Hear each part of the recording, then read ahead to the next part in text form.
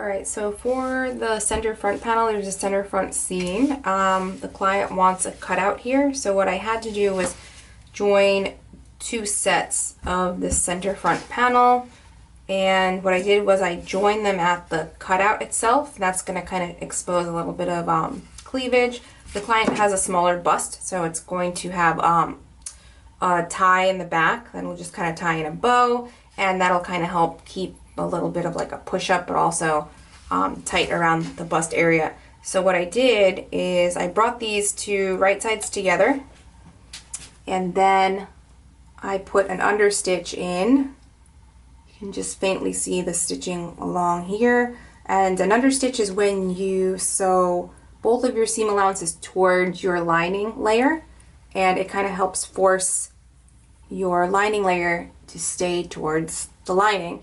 So I'm going to have to join both of these pieces to close up that 1/2 inch center front seam allowance.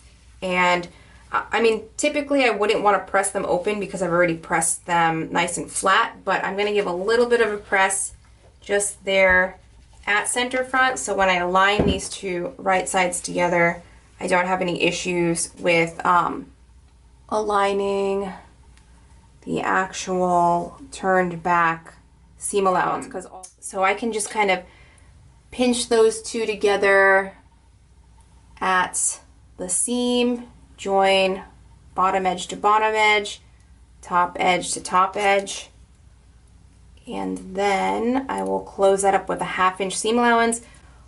Fingers crossed that I joined that correctly, because once that's sewn shut, I'll close up to bring the lining side up, and hopefully it'll be a nice continuous circle. I'll have to repeat the same for the bottom edge. Oh my god, it worked. Okay, so I just wanted to show y'all. I closed that up with the 1/2 inch. You can see my understitch here.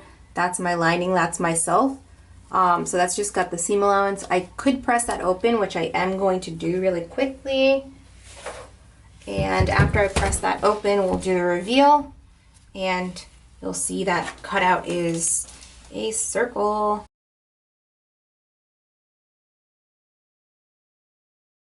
I have to proceed with the remainder of the garment. So this is going to get folded, you know, pressed open, folded downward toward lining, and then the reveal. So all of this is lining side up. You can see that it became a continuous circle along the top edge there, and I have to repeat the same for the bottom. I couldn't explain it if I tried, but it kind of sort of worked, and I'm kind of sort of freaking out because I feel like it's fairly symmetrical. Again, considering there's a center front seam, this garment could potentially, in these two areas, dip a little closer to the body in between the bust. So I have a feeling that it's going to be really pretty and really flattering.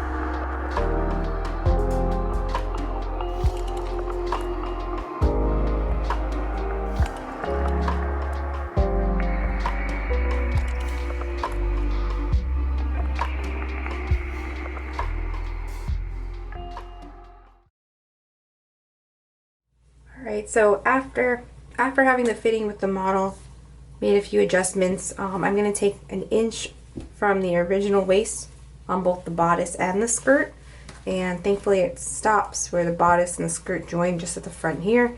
So there's not that much more adjusting as far as the waist is concerned, but because I'm going to take an additional inch from what would be the original waistline, I do have to consider that amount when I reattach the skirt and turn down the top waist edge of the skirt. Also, I have to take out, I believe that's additional 1/2 inch at center front. Additional 1/2 inch at center front. And then I'll have to turn down that top edge. You saw in the fitting video that the fabric for the back ties was a bit too bulky with having 2 layers. So I've removed the lining layer of the back panel. I'll most likely just stop it at the side seam here, maybe do like a clean finish with either like a serge or turn it back. I just don't want it to have too much bulkiness on the side seams of the client.